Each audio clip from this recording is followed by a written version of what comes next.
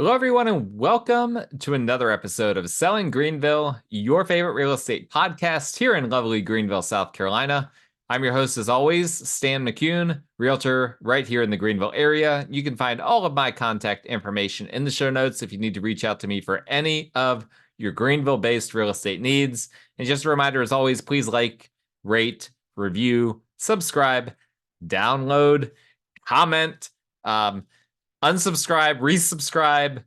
Even if you delete the episode, download it, just any of those things, all of those things help get the show out to as many people as possible and ensure that you won't miss future content that I produce in the show, which I think will be really helpful content for you guys. I've got a lot of great stuff in the pipeline, I believe. Well, I know from my opinion that I've got great stuff in the pipeline. I believe that you will think it's great stuff as well. So please, if you don't mind, please support the show that way and ensure that you won't get any episodes that fly under the radar that you miss. Today, we're going to be doing something I have never done before on the show.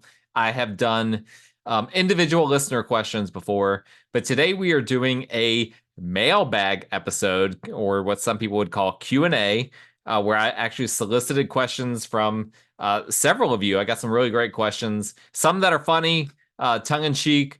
I'm going to answer those as well, some that are more serious. And like I said, this is the first time I've done this, so I'm excited about this, and I hope we can do some more of these sorts of episodes in the future. But basically, I'm just going to run down several questions. These are not in any particular order, but I'm going to go through several questions and answer these as we go. So we're going to start off with a YouTube question from Down Under Drover.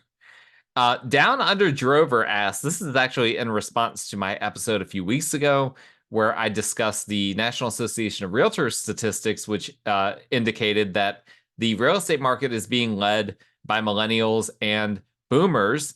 Down Under Drover wants to know, where did Gen X go to?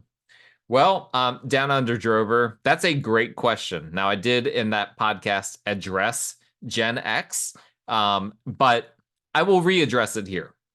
Gen X has two very unique things when it comes to their impact in the real estate market. One of those things is that, first off, they're not a particularly large generation in a lot of ways. Like, just in terms of the number of from a population standpoint, Gen X is not the largest generational group that we have had. And so that has obviously depressed some of their impact in the market. But also Gen X, I don't have the exact dates that they were born. I think it's roughly 65 to 85, something like that, 1965 to 1985.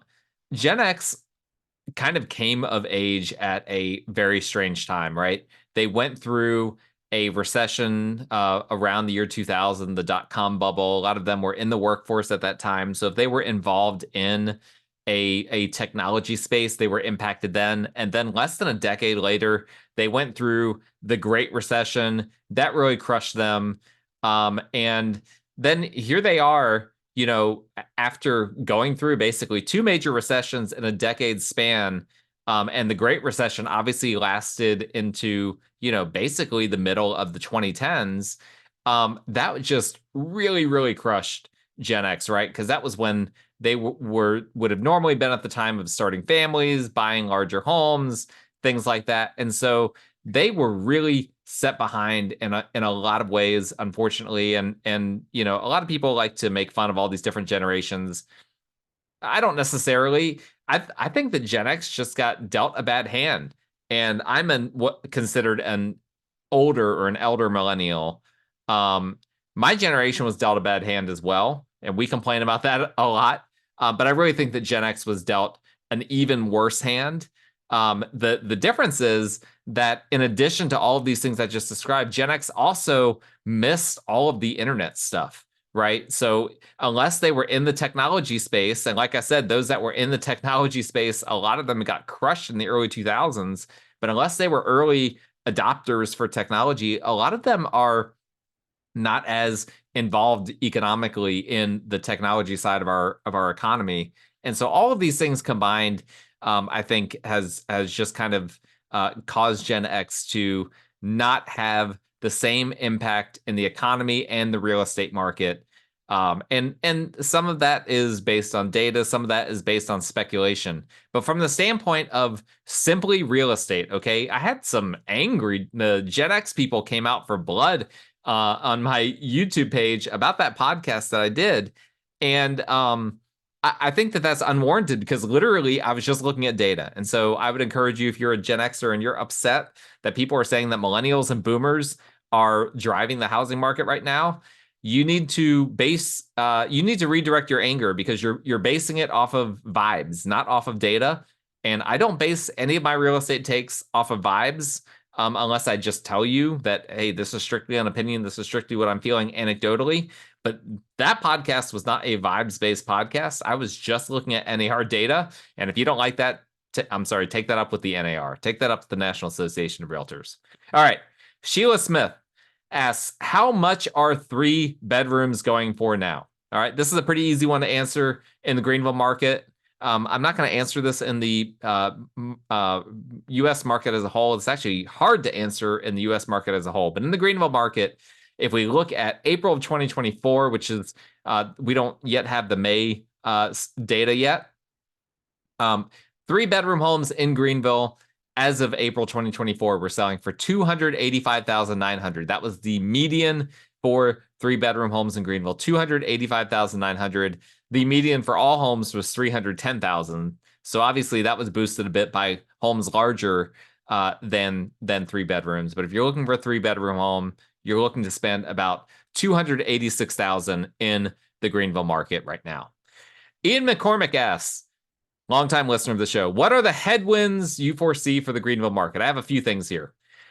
First off, pretty much everything in Greenville comes back to affordability, right? Because a big reason why people move to the Carolinas or stay in the Carolinas is to have what they can get in other places, right? Those big city amenities, but at a cheaper price. That is what Greenville has. Greenville has basically everything that you can get in a bigger city, but at a cheaper price.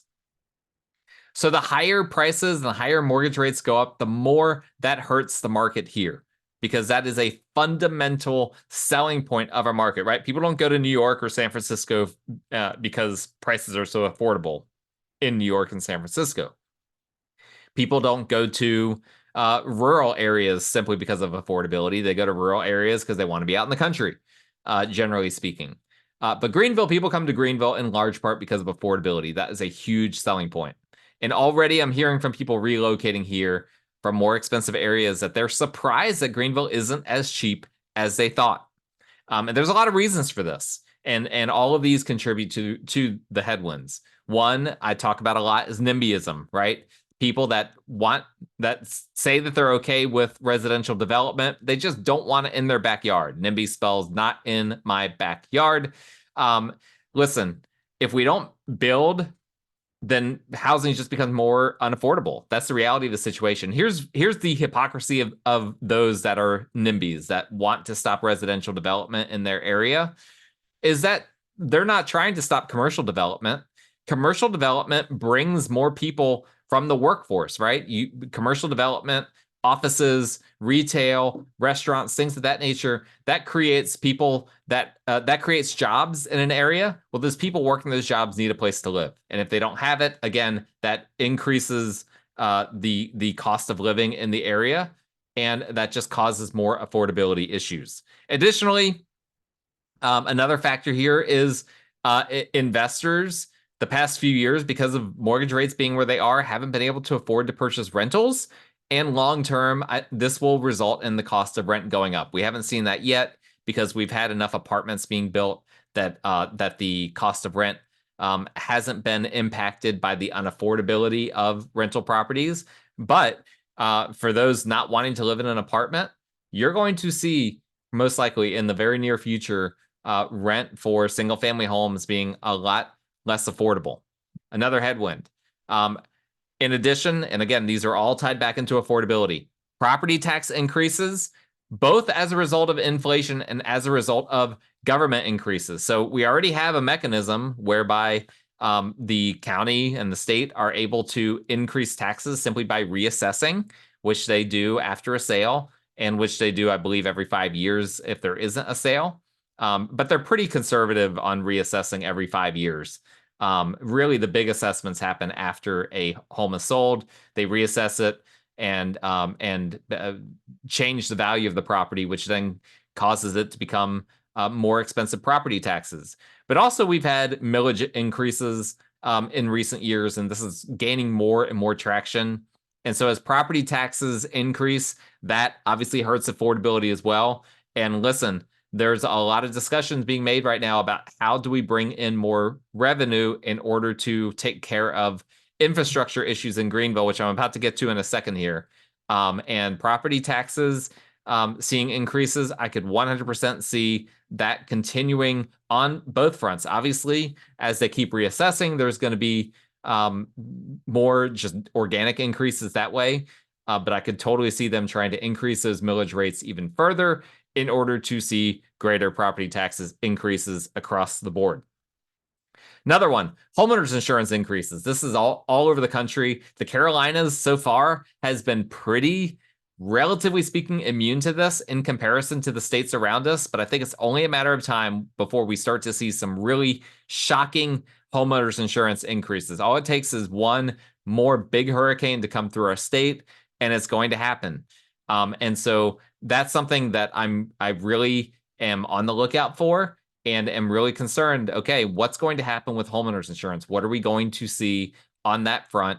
And again, comes back to affordability. Everything comes back to affordability. Now, the one thing that doesn't inherently come back to affordability, but does indirectly, is what I just mentioned, which is infrastructure issues. That is another major headwind because people come here, they want Greenville, and the people that live here, they want Greenville to continue to be a nice area. Well, guess what? If you've got infrastructure issues, and the one that comes up the most are problems with our roads, they don't have enough money to pay for fixing the roads currently, which is why we're now introducing a penny sales tax in order to help to pay for the roads. Listen, that's a problem. People don't want to come here, and they won't want to come here if the infrastructure is falling apart. People won't want to stay here if the infrastructure is falling apart. And so if our local government doesn't get out in front of this soon, we're going to have problems on our hands very, very quickly. And that's why I came out in favor a few weeks ago, my podcast, for voting in favor of the penny sales tax. Eric Mitchell, realtor in my office, he asks, boxers or briefs? All right, so I told you there would be some funny ones in here. Boxers or briefs? And my response is, why not both, right? Boxer briefs makes it to where you don't have to choose, right? Why make up a false choice when you can literally have a hybrid of the two? Now, my personal opinion is that you really can't go wrong. There really isn't a wrong answer to this question regardless, except for one thing, and that is whitey tighties or tighty whiteys. I've heard them both ways. Those are out of the question. Those are not acceptable in 2024. If you're wearing whitey tighties, you need to see the light. There are other forms of briefs that don't look like that, and you shouldn't be in 2024 wearing whitey tighties. I'll just leave it at that. So that's my answer to that question. David Sutton asks, who have been your favorite clients and why is it the Suttons? You know what? I'm going to entertain this question. It is the Suttons because they have referred clients to me. And that is really the quickest way to my heart as a realtor, is if you refer clients to me, you will always be loved by me. And so David and Alyssa, you guys are beloved clients of mine. You were great clients and have been great clients the multiple times that I've helped you. But you have referred business to me. You have given the good word for me to other people that have ultimately used me as their realtor. And for that, I am indebted, and I greatly appreciate that. And that is why you guys are my favorite clients. Willie Warren King asks, rent or buy? Okay. Now, I can't answer this for everyone, right? And I'm not going to give the realtor answer that it's always best to buy. There are times when renting obviously makes sense. And I mean, really, let's be realistic here. Almost everyone has had to rent or has to rent at some point. Like renting, there's nothing evil about it. I'm not going to be one of those realtors that makes it out as renting is this big evil. But that said, there is a massive wealth gap between those who own their primary residence and those who rent. I was looking at the numbers recently. I don't have them in front of me, but it's huge. I mean, there is a clear delineation between those who rent and those who own their primary residence and how much wealth they have. Now, you can get into the whole correlation versus causation debate, but I'm not really sure how relevant that is. In other words, even if you make the argument that home ownership isn't a path to wealth, wealthy people obviously know what to do with their money, and one of the things that they do is purchase real estate. And one of the things that they don't do is rent where they live. Now, I've mentioned this on the show before, that Warren Buffett once said that he would have saved money renting versus owning his primary residence, but that he didn't purchase his home to build wealth. He purchased it to build memories. Can you make memories in a place you're renting? Of course. But what if the rent increases to the point where you can no longer afford it? What if the landlord sells the home and the new landlord doesn't want you to live in there? Maybe they want to live in there. What if the landlord stops making repairs or doesn't make good repairs, and now you're living in a house that's falling apart, or that you have to now start making repairs on behalf of the landlord, et cetera, et cetera? These are more the questions about renting versus owning that I think are relative versus strictly looking at it from a number standpoint. At the end of the day, owning is about control. Cost control, you control your finances because now you have a 30-year fixed rate mortgage without a landlord ready to raise your rent each year. You control what you do with the home, inside and outside of it. You control, like I just said, inside of it, how the home is updated, how the home is maintained, all of these things. It's about control. Do you want to control things related to where you live, or are you willing to take the risk of someone else controlling a lot of those things? And that is why, because it's in American DNA that we like control. That is why Americans love to own versus rent. Now, there's one very, very clear scenario, however, in which I always recommend renting. And that is if you think there's a possibility that you may move in the next 24 months, my opinion is that you should rent. And the simple reason for that is that even though real estate values historically do go up over time, there can be down markets. And a down market can happen very quickly, and it can last several years. I mean, it doesn't normally last more than a year or two, but it can. I mean, we're kind of in a down market now. We've talked about this before. And we've kind of been in a bit of a down market since mid-2022. It's certainly a suppressed market, right? There is demand being held back by, what's happening with mortgage rates and all of that. And so it's risky business. It's very risky business if you know for a fact that you're not going to live in a house for more than 2 years to go ahead and purchase it, because the market could shift. You could find yourself 2 years from now being underwater on your mortgage, or unable to sell, being locked into keeping that house because you would have to bring money to the closing table in order to sell. And there's just no way. There's no way to predict exactly what's going to happen a year from now, 2 years from now. I've tried doing it. Economists tried doing it. We're always wrong in one way or another. And so the only way to ensure that doesn't happen, if you buy your house, or if you're looking to buy, make sure that you're planning to live there for a while. Maybe you won't find yourself in this apocalyptic situation I'm talking about. Maybe you will find yourself in a scenario where 2 years from now, your home has gained a ton of value. Certainly a lot of people lately have found that. And that's a great problem to have, but you might not. You might find that you buy and then 2 years later, your home is worth about the same, or perhaps even less than what you bought it for, depending on what happens in the market. We don't know. And so if your living situation is up in the air and you think in a year or two you might have to move, I would recommend renting. Catherine Gushu asks, Kendrick or Drake? All right, some of you won't get this. Probably most of you will. All right, here's what I have to say about this. Traditionally, I do not listen to music that has words in it that I am not allowed to sing along with. And if you know, you know. Kendrick and Drake will say things that under no circumstances am I going to be just out walking around downtown Greenville singing those lyrics. So traditionally speaking, these are not singers that and artists that I'm going to be listening to simply for that reason. I like to be able to sing along on some level with the songs. Now, that being said, I do still have an opinion on this, and my answer is Drake. I am not. Now, I know that there was this whole like diss track thing going on between Kendrick and Drake a few weeks ago. It is what it is. Apparently, people that are more into this than I am think that Kendrick won. Listen, I don't care about that for starters, but regardless, I don't like Kendrick's voice. Like, I'm sorry, that style of hip hop rap voice just doesn't resonate with me. So give me Drake. I'm going Drake all day. I don't care what happened with the whole diss track thing.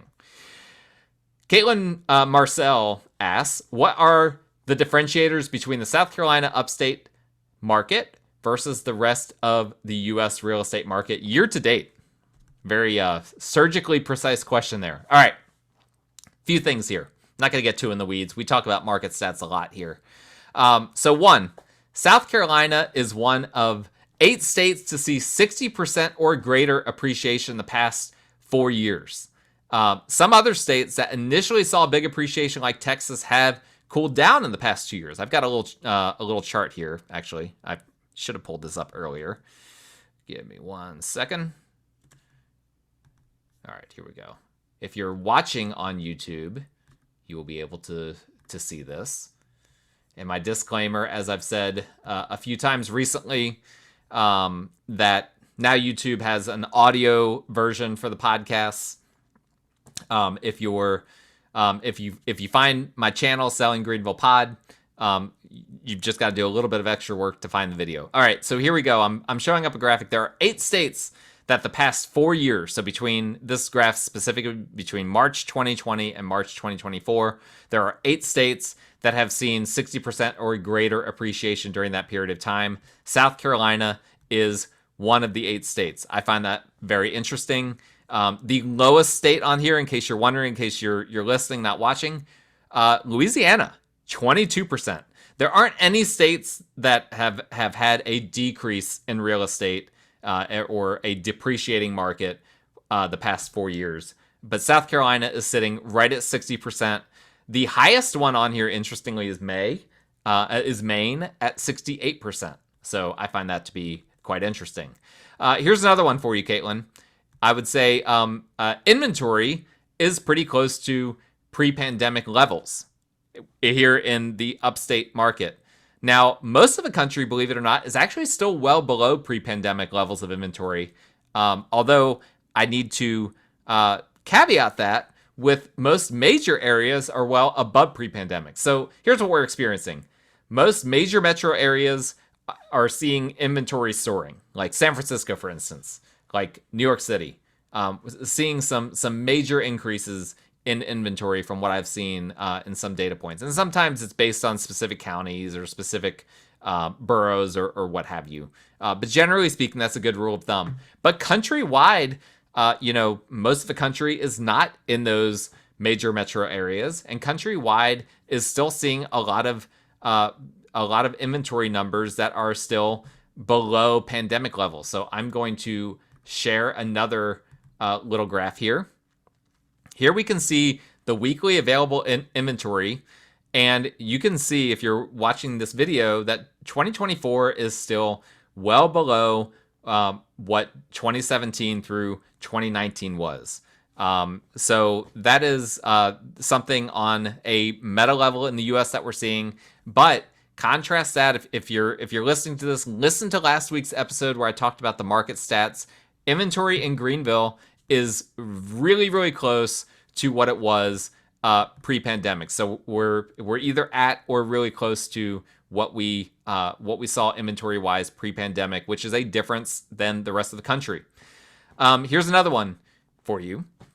Greenville, let's talk about affordability. Greenville is still more affordable than most of the country. The median average priced home in that sells in Greenville is $310,000, and that's the greater Greenville area. That's not just Greenville proper. Versus the rest of the country, it's $420,000. So Greenville is substantially cheaper. $420,000 versus $310,000 in Greenville.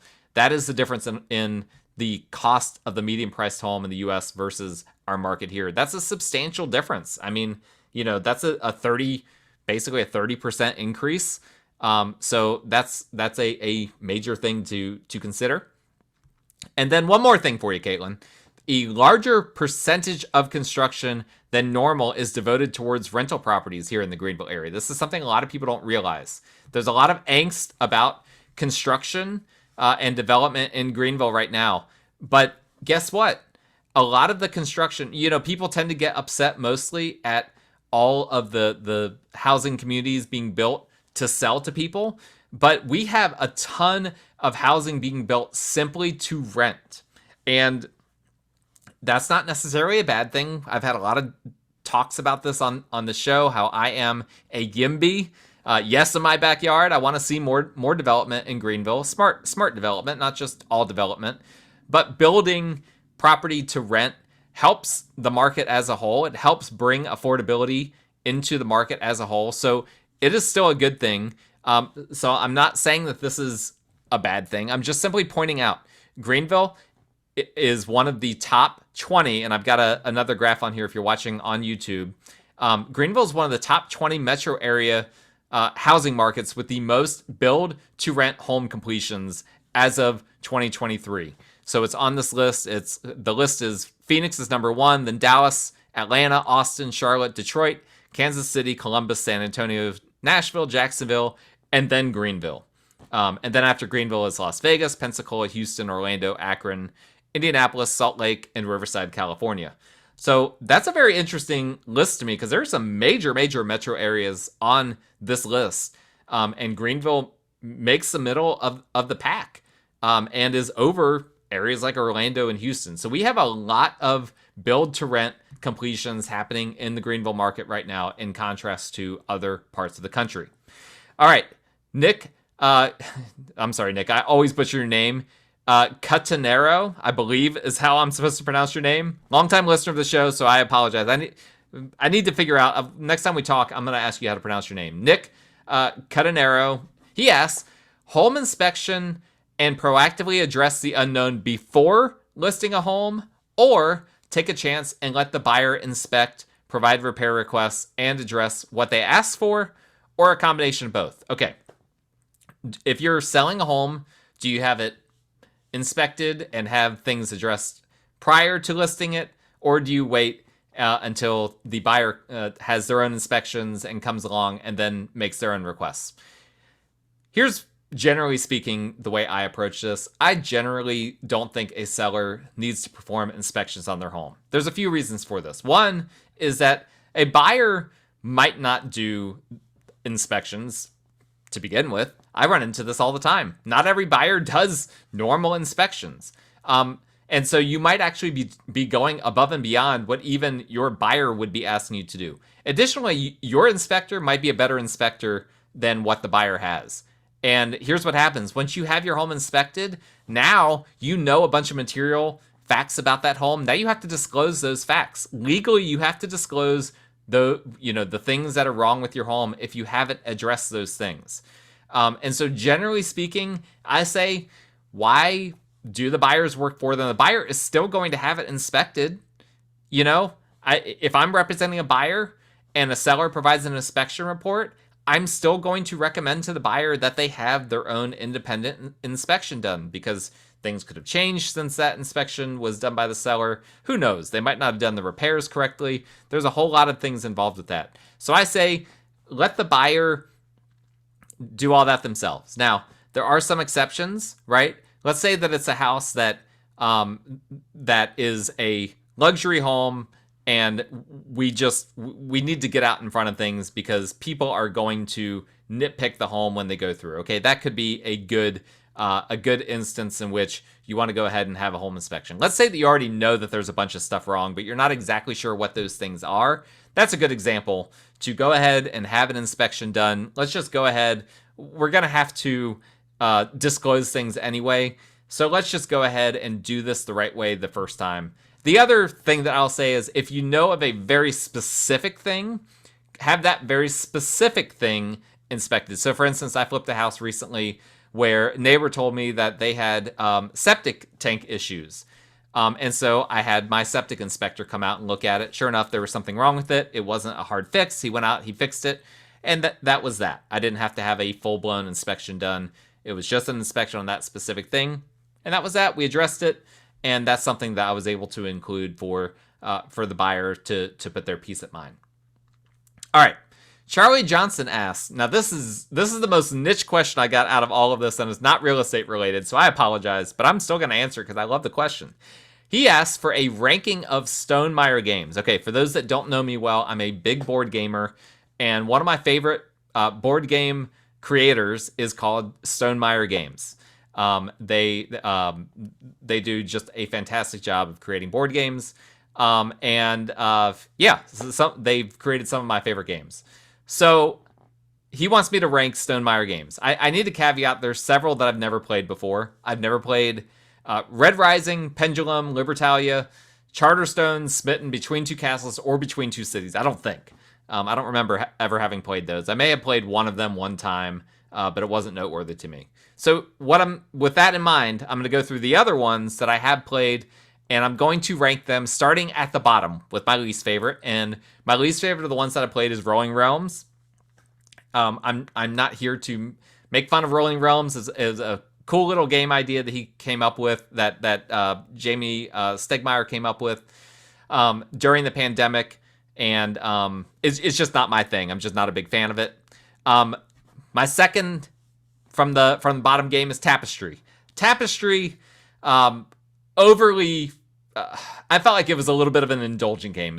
Now, it's a beautiful game. It has some of the most beautiful components I have ever seen in a game, but it was just a little bit indulgent to me from the standpoint of just so heavy, so many things to do, so many things to keep track of. And I like heavy games, but that was just above and beyond. It just took all the joy out of it.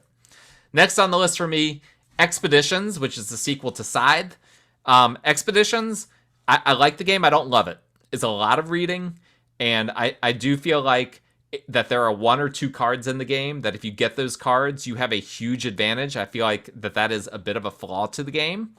That being said, I do still like it. I own it, and when they come out with expansions for it, there's a good chance that I will buy those expansions, and perhaps that'll make me like it a little bit more. Next on the list, Wormspan. This is a sequel of sorts to the Wingspan game. Wormspan, similar mechanics to Wingspan. I just have one really big bone to pick with it, and that is that Wingspan is a game that is basically an engine building kind of worker placement style game. They both are, but Wingspan is great for me in that it has a finite number of turns that you can take during a round. Whereas Wormspan, you can increase how many turns you take, and I actually don't like that. I think it just muddies the water. I think it makes the entire game focused around just trying to squeeze as many turns into a round as possible. I'm not a fan of that. Next on the list, My Little Scythe. This is a kids game, and to me, it's the best kids game that I've ever played. It's phenomenal. It's definitely a more difficult kids game, but it's not that difficult, and it's fun for adults to play. Next on the list, Euphoria. This is one of the older Stonemaier games. I love it. It's a very unique game that is challenging. If you get two or more good Euphoria players together, it really makes for a lot of unique interaction, and usually comes right down to the wire. Next up, Viticulture, a winemaking game. I love Viticulture. Fantastic game. It's a little bit long, right? And it's very challenging to teach to a new person. Mechanically, not that hard, but just strategy-wise, very difficult. But it's just a lot of fun. It's a game that I really enjoy playing, and the expansions for that one only made it better. Next on the list is Scythe. Scythe is the closest thing to like a video game that I've ever played in a board game. It's a basically a world that you're trying to get territory control, but there is a bit of worker placement elements in it.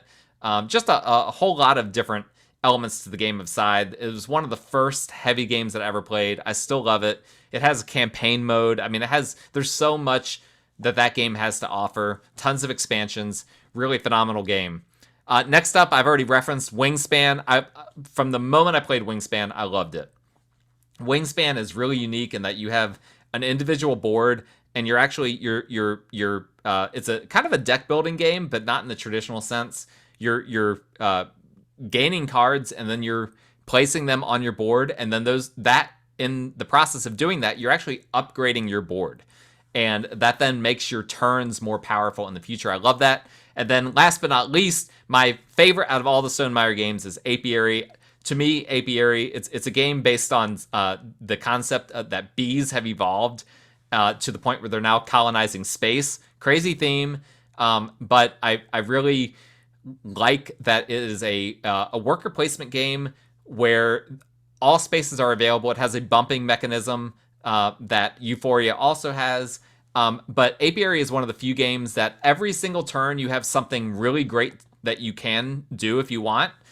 There's never just a turn that's just wasted.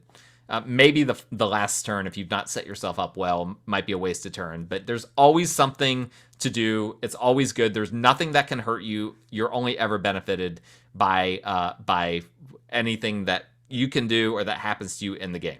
All right. There we go. That's my ranking of Stonemaier games. All right. Alden Simpson asks, how will buyer agents be compensated after the recent NAR lawsuit? Okay. So let's make one thing clear. Buyer agent compensation didn't change, except that it can no longer be advertised in MLS. It can still be advertised in other places.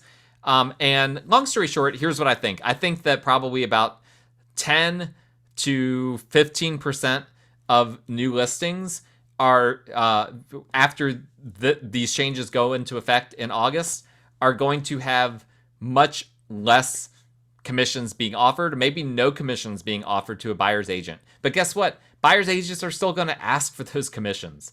And basically what I'm hearing from buyer's agents in our area is that probably a lot of them aren't even going to ask the listing agent or the seller if they're offering a buyer agent compensation. They're just going to send in a compensation form with an offer that asks for the seller or the listing brokerage to compensate the buyer's agent.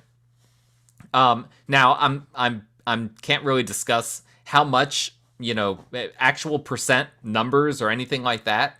I just personally think, just based on what I've seen and heard, I think that really, in terms of the actual amount of compensation, it's not going to change a whole lot from what we've had historically. What's going to change is how it's communicated and then how it's presented.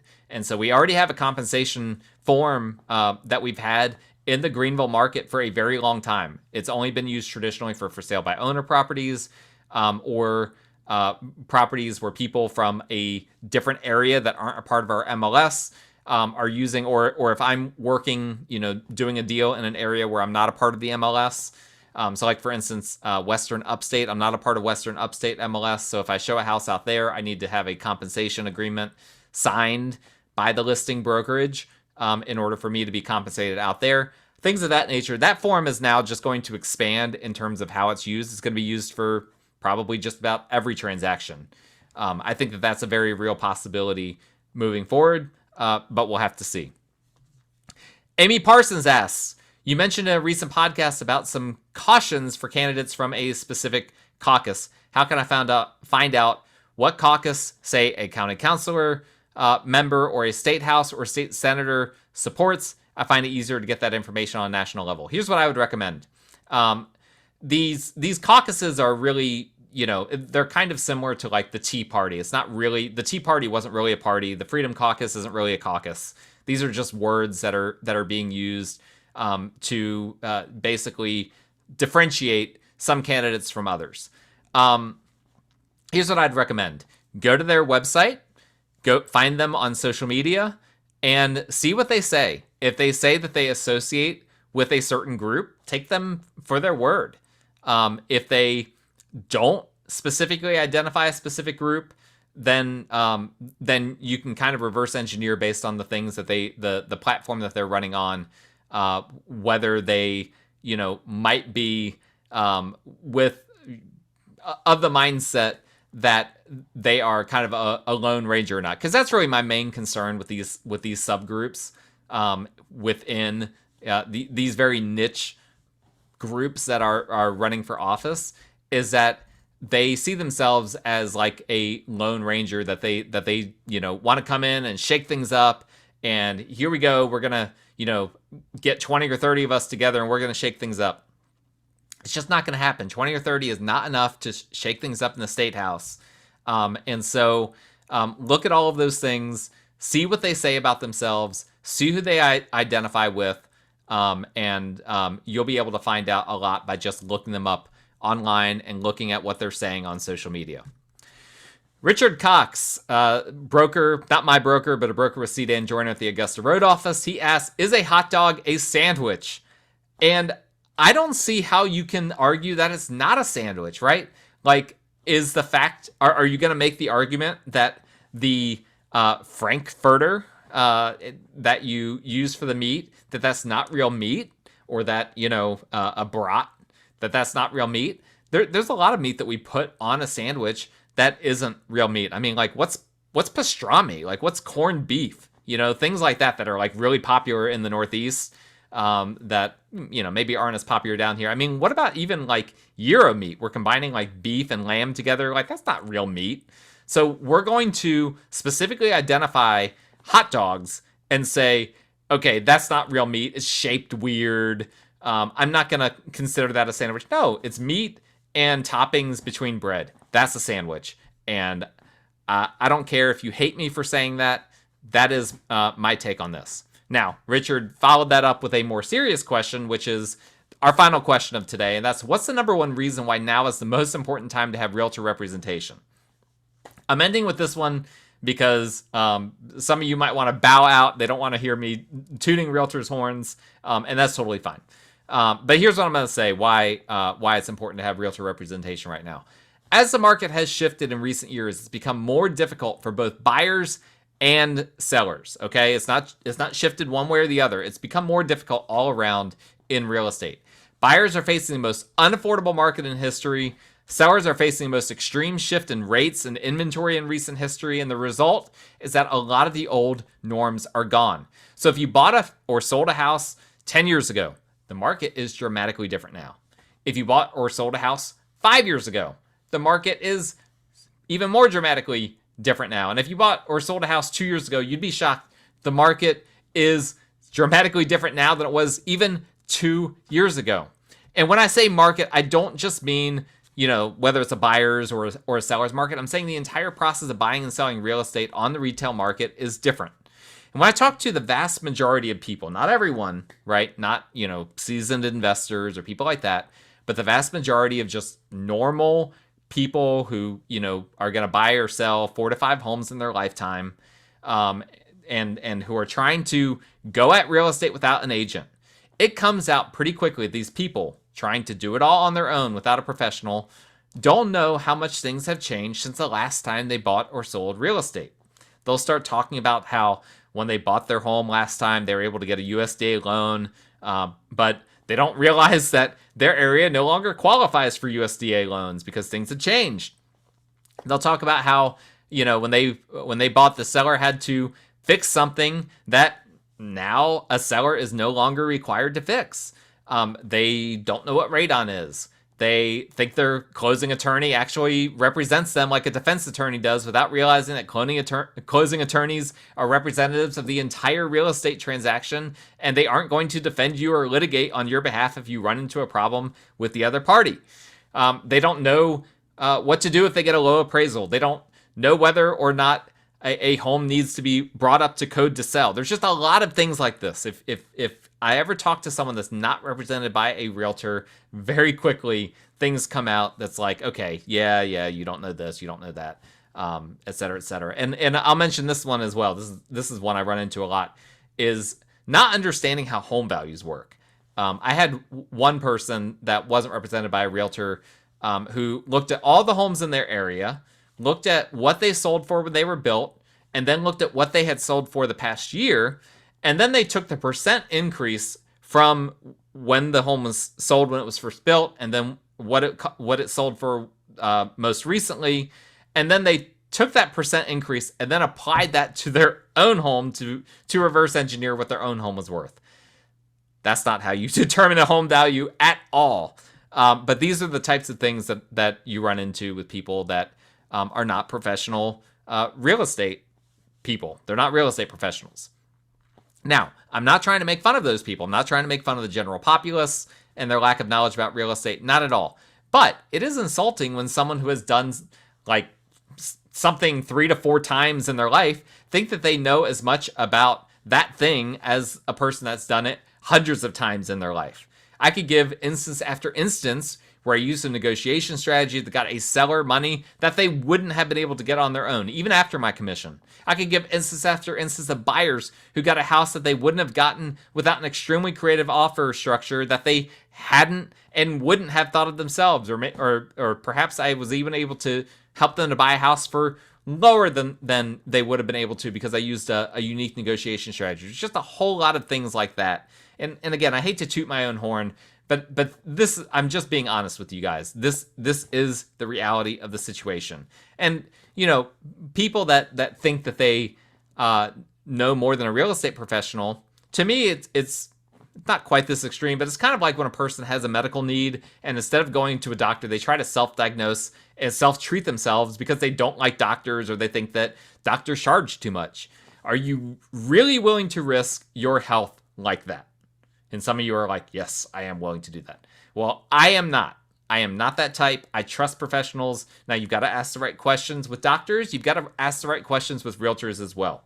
And, at the end of the day, if you've got a major medical need, you need to have a professional take care of that. Don't self-diagnose. Don't self-treat.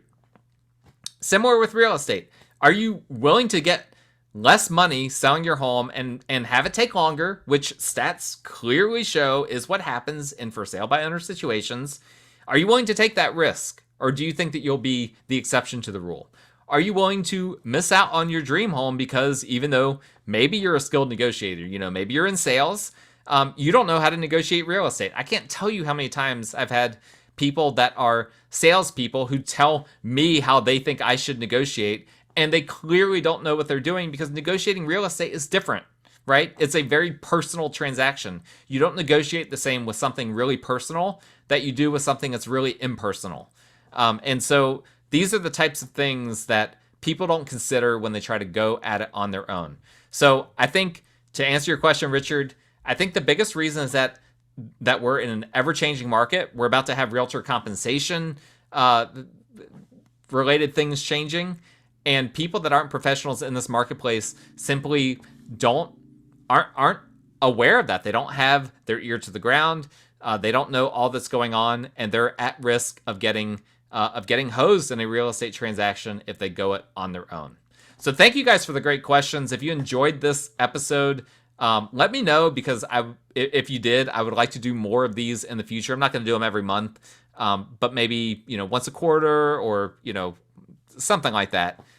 So let me know if you enjoyed it. I enjoyed it. Thank you for all the great questions. Thank you guys for listening. If you need a realtor in the Greenville market, please reach out to me. My contact information is in the show notes. And if you enjoyed this content, please rate, subscribe, review, all of those good things. And we will talk again next time.